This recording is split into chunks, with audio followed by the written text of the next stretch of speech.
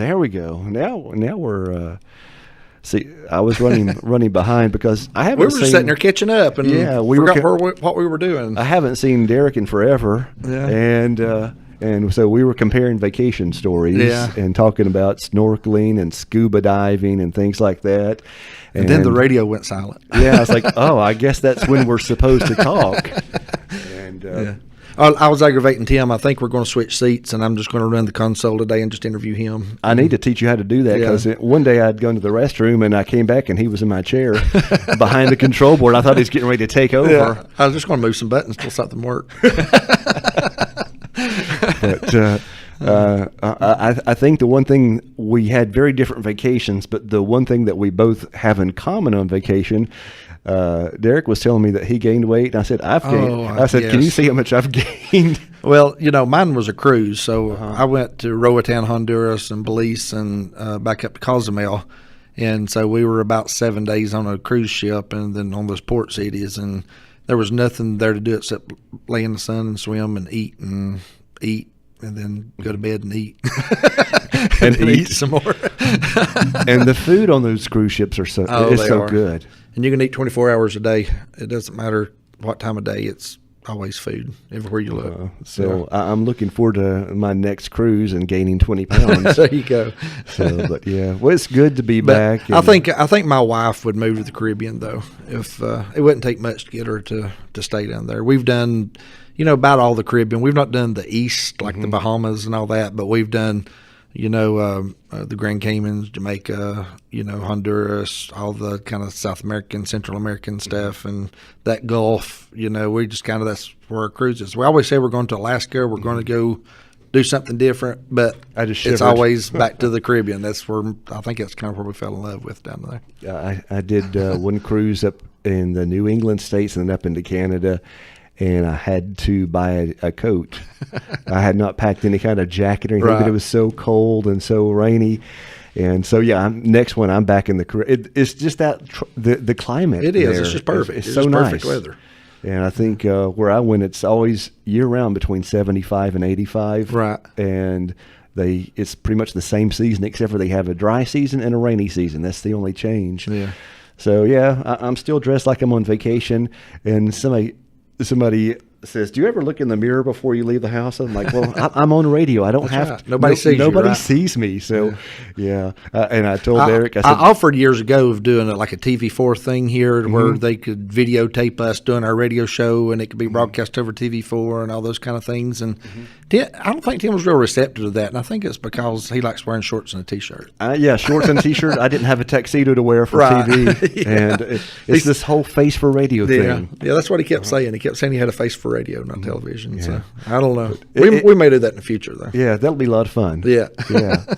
But we're back, and it's kind of funny because for the last 2 Fridays and Saturdays, my normal shift, Donna Lynn was being me during the last 2 weekends, and then yesterday and the day before, I was Donna Lynn.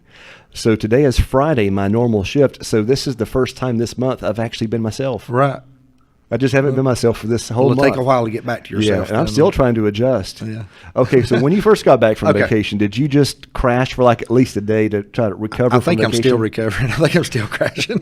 My first 2 days, that was rough. And it's always that thought of coming back to work and getting back to the swing of things and all that good stuff, all the stuff piled up on your desk and messages that's there for you to call. But I did real well this time because I had the foresight. I knew I was going to be gone for like a week or over a week. So I forwarded all my voicemails to the chief deputy, and I, told the ladies up front, if you got anybody that needs to call back right now, you give it to Mark and let him take care of it. And so really he did a great job. And when I got back, I didn't have that much as far as returning calls and stuff to do. He kind of took care of all that for me, so I was very appreciative of that. It was more just going through emails and that kind of thing. I think I had I don't remember, it's like 700 emails or something to go through when I got back, so that was a little time-consuming. But 700 emails. All right. Yeah. And you are way connected. I'm sure plenty of Facebook messages, too.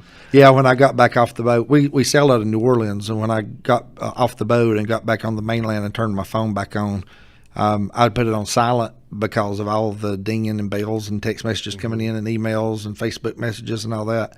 I just turned it on silent, just laid it in the console of the truck there for a while before I ever picked it up and looked at it to give time for all of that to come in, and then we'll turn the sound back up and go from there. But by the way, do you remember when Facebook was first invented?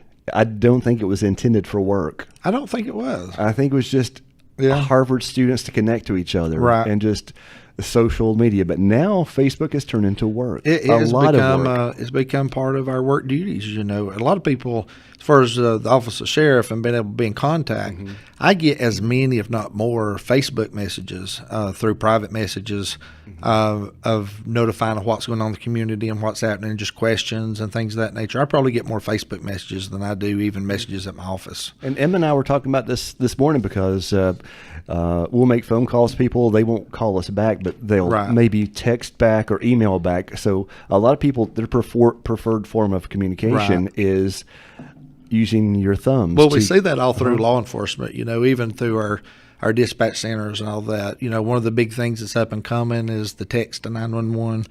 And, we have that capability here in Cherokee County. And it's for the impaired community, those that's deaf, and to be able to text 911 to the dispatch centers. But even at that, there are people that, depending on where they're at, they just text 911, I need help. And so that's a little bit more time consuming for our dispatchers, because then they have to figure out where they're at and triangulate calls and all those kind of things to get a spot to where that person is. But yeah, you're very right. We're becoming more and more dependent upon texting and upon Facebook messaging and Instagramming and Snapchatting, and if you watch the federal government and the news, tweeting. I've heard of this thing called Twitter. Yeah, is a big thing. I don't tweet. I don't have a Twitter account. I have one through the sheriff's office. I just don't use it. Roger kind of takes care of that. I never have gotten the hang of Twitter and tweets and hashtags and all those kind of things. I just never really got into that. We pretty much only use one hashtag, and that's missing pets. That's it. And the only reason we do that, when you see hashtag missing pets is one word, right? People, if you're listening right now, you can just click on that, and it will bring up all the recent missing pets posts. So it's pretty much it's a category thing, right? But some people go crazy with hashtags. Yeah, you have messages that has like 5 different hashtags on it. That's for people that wonder why we use that one hashtag. That's so that you can, if you're missing a pet, you can just click on that hashtag and view all the recent posts and other people that might be using that hashtag. But like I say, even with law enforcement and like your job, with those missing pets, we're becoming more and more dependent upon that technology. And one of the things that we keep doing at the sheriff's office with the deputies and going back and we've been very, very lucky of when people have left and gotten other jobs and gone different places. We've been very fortunate, very lucky of replacing them with experienced people, with older people from law enforcement experience. We also got some young ones that straight out of school. But one of the things that you can't teach, we try to teach, but you can't teach, is just being personable with people, right? And talking to people and working out solutions to problems. And with our younger generations that are coming up, that's becoming more and more of a problem, because they come from a generation of texting and tweeting, and that's how they communicate, and that's how they communicate with people. So when you respond to a call and have to interact with someone face to face, especially with our younger generations that are coming on board the sheriff's office, that's something with our field training program that we spend a lot of time on. We spend a lot of time on teaching them on how to just communicate with people, just how to talk with people. And so that's been very productive for us, and it's paid off dividends for us as just getting people used to articulating themselves and talking with people, and not depending so much on the text messaging and all that back and forth. Actually, someone wants a call, actually calling them and speaking with them instead of communicating by text messaging. And we live in a world where, regardless of the job, whether you're a sheriff's office or a radio station or a restaurant or a retail, where customer service really means a lot. And when you're doing all this digital communication, texting and emailing, you don't always have that same, like you say, that same level of being able to talk and working out problems. It's just quick message, and a lot of it's abbreviated. Right. So the younger generation may lack that customer service in their upgrading because of technology. Well, one of the things I see, and I see it by watching some of these videos on Facebook and YouTube and the news of officer altercations where they wind up tasing people or fighting or sometimes have to shoot at people or people shooting at them. I look at some of these things and I watch them if I can get the video in the entirety and see in the beginning. A lot of these things, even though the officer technically by the law may not be wrong and he may be justified in what he did, right. I look at these things and I look at the beginning if some verbal communication skills and some alternate ways of interacting with that person may have prevented some of these things from happening. And that's one of the things that we try to teach our guys, because even in the police world and the sheriff's offices and police departments around the world, it seems like it's more and more common of officers reaching for tasers or reaching for pepper spray or reaching for their batons and different weapons. When you could use your language and you could use your people skills to try to defuse that situation. Now, obviously, there's sometimes you can't do that. Somebody comes out of the house with a knife and they're swinging it at you. You don't have time to, to talk to them and try to reason with them a lot. Sometimes you may have to go to a weapon to defend yourself. But we're talking about those things where there's a domestic situation and people are in altercations and you're on scene, or it's a fight in a park or something like that, and an officer shows up and there's not an immediate threat at that point. A lot of those things can be diffused just by officers speaking with people and talking with people and learning how to communicate with people, and can diffuse a lot of those things. They taught us when I was going through law enforcement, and I don't think they teach it much anymore. I think they should teach it more. But they call the classes they call verbal judo, and what that meant was using certain words and your expressions and tones to diffuse those situations and bring things that are escalated, bring it back down to a manageable place. And so that's one of the things that we're trying to teach our new officers and people coming in about how to use these techniques and tools, so we can bring those use of force reports down and not be out here having to tase everybody we come in contact with, or pepper spray or those type of things. But when you can, use language and use your body actions and your tones to try to diffuse those situations. And I think it's very important in law enforcement, especially today since we're under such a microscope. Oh, yeah. And there's always more to the story. Like sometimes when we post stories and press releases, I try to be careful about the headlines, because if you notice a lot of the comments that come under the stories, people haven't read the whole press release. They just commented on what the title, what the headline said. Yeah. So that is pretty much the text message that they have received, and they're wanting to respond to that. So I try to not deceive people in headlines or anything. And one of the problems also, when you look at these Facebook videos and even videos on the news, when you turn on Fox or CNN or some of these major news sources and you watch these altercations, most of the time you get maybe a 5 to 10 second snippet of that altercation, and a lot of times those are things that are 30 minutes or longer of the altercation, right? And it led up to this point, and so it's very easy to make a snap judgment on a 5 or 10 second snippet of what you saw, and not understanding the big picture or what led up to that point. And then that's why people can't understand why an officer was acquitted at trial, or why they say his actions were justified. They look at that 5 second snippet and say, how in the world can that be justified? But they don't understand what led up to that or what got to that point. And I was actually going to talk about this week. I had this pull up on my computer that's in my bag there, but most of our listeners have probably seen the movie Transformers, and Shia LaBeouf, the actor in there. Did you see his recent altercation? I did. And so I sat down and actually watched the whole video from the from officer's perspective. And Shia issued a very apologetic, which he's doing way too often, of his behavior. And apparently he had asked in Savannah, Georgia, he'd asked somebody for a cigarette, and I think he's probably intoxicated at the time. I saw him on another show talking about his enjoyment of whiskey, and that he does get a little overboard. But just the way he talked to that officer that was trying to intervene and learn about the situation, I was embarrassed for Shai for his behavior, and I just happened to think that you and your office, you have to pretty much go into situations where you may not know what they're going to be talking about, or you're probably getting called names, profanity yelled at you, and you pretty much just have to.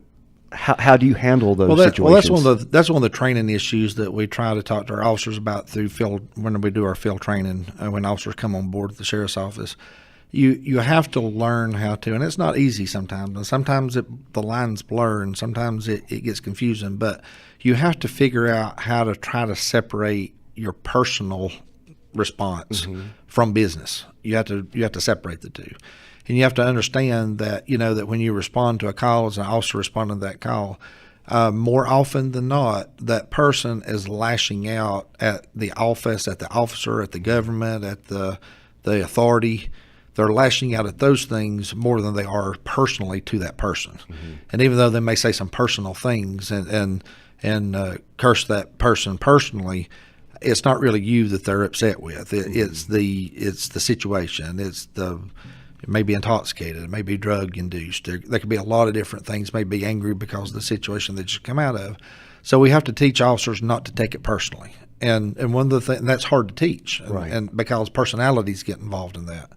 And along with that is like when you see high speed chases and shots fired and people coming out with knives and those type of things. You have to respond accordingly, and you have to do what you have to do to go home at the end of your shift. But you can't get angry. You can't do things from anger or from frustration. You have to pace yourself. And even with high speed chases, sometimes, of course, I'm old enough in my career and that I've done it many years and been in a lot of chases over the years. I very rarely get adrenaline dumps and chases anymore.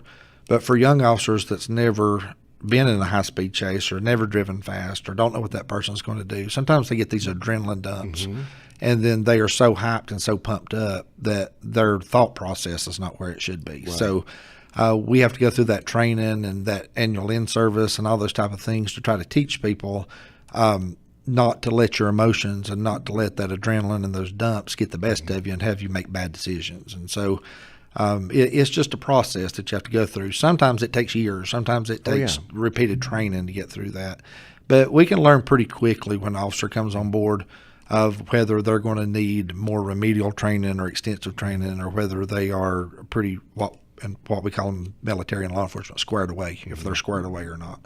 And if they're squared away and we know they're making good decisions and put them under some stress and let them get in situations under supervision that they're going to have to make some stressful decisions, we can learn pretty quick whether they're going to make a good officer or whether they need some more training to try to control those emotions and those type of things. And that can carry over into people's personal relationships too. It can. A lot of times, instead of trying to find a solution, people try to win an argument. Right. And as soon as you raise your voice, you pretty much lost control of effective communication there, because you have gotten to that emotional point.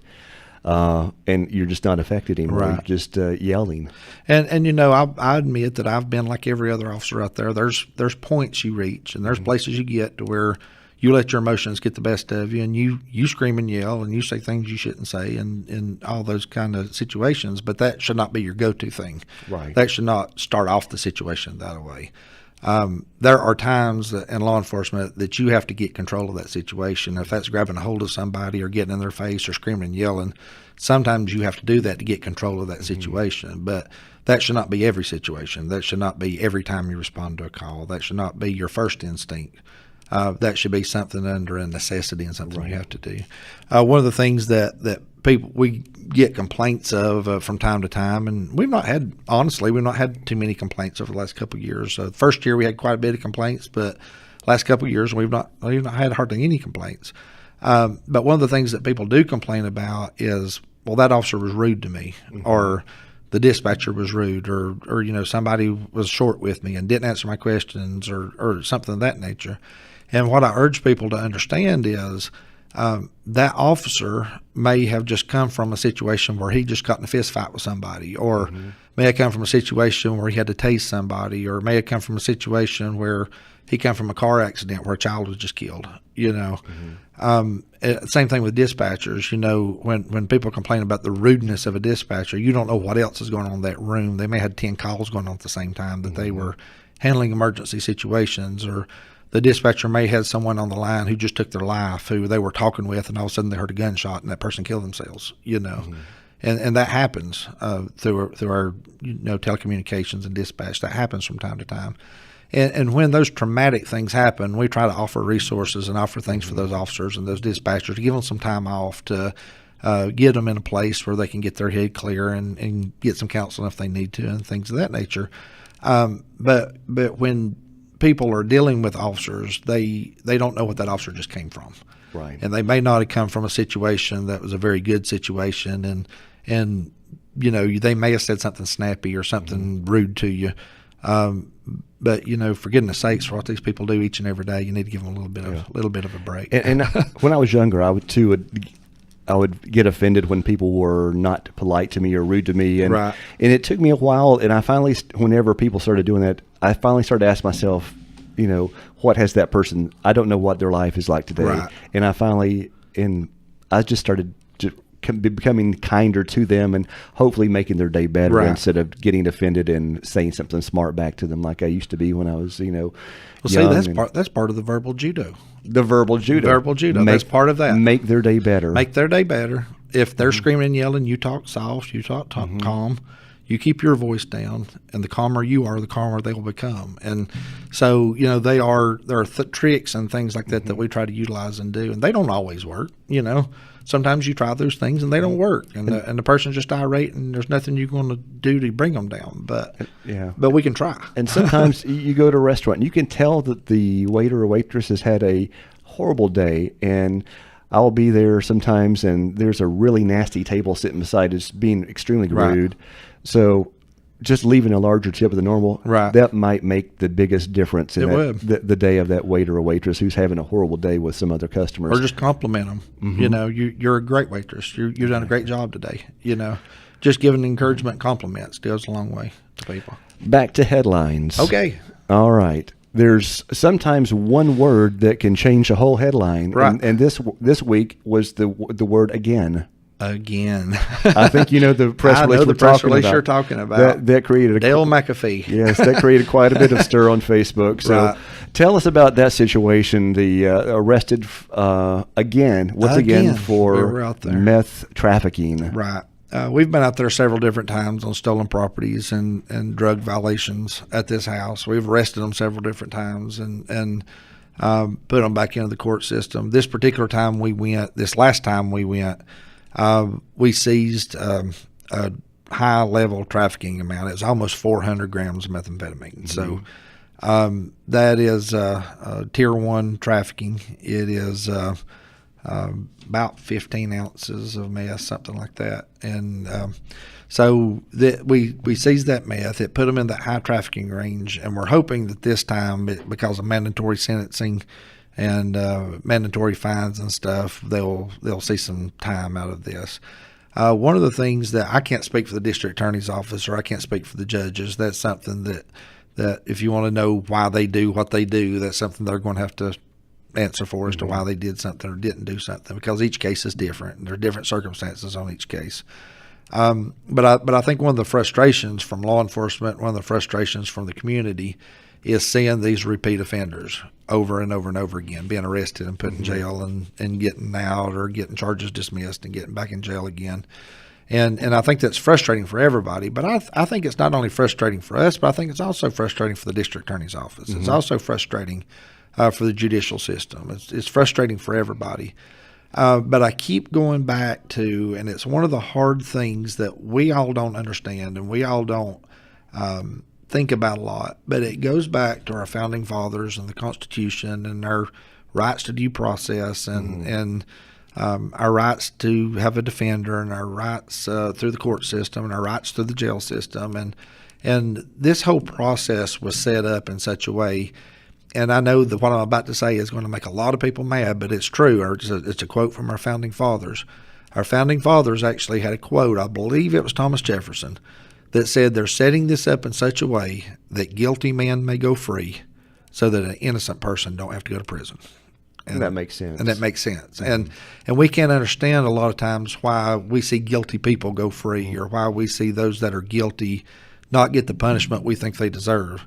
But the system is set up in such a way to where it gives us all protections. It gives everyone protection of the judicial system. It gives everyone protection of the law enforcement system. It gives everybody process of the prosecuting part of the system.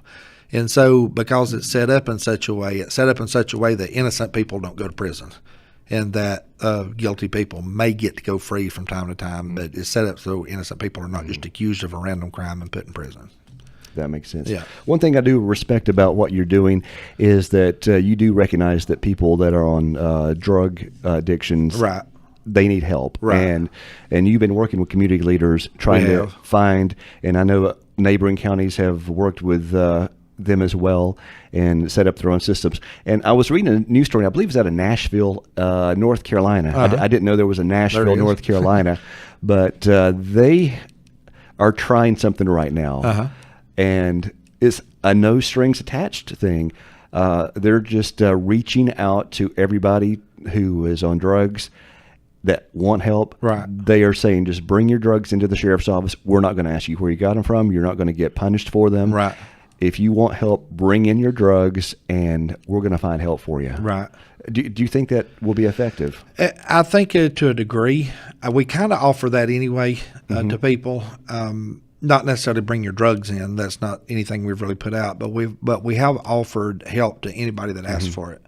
Our problem and our situation is the fact of that the mental health system and the drug rehabilitation system is so overwhelmed that if you come today and say, I need help, I'm ready to go get clean, I'm ready to go get some help, I'm ready to get some counseling and those type of things, it may be a couple days or a week before they can get you into a rehab center somewhere. And the problem with that is you may be ready to get help today, but 3 days from now you may have changed your mind, or a week from now you no longer want help. And so that's kind of the frustrating thing about getting people the help, is that we can get out here and make phone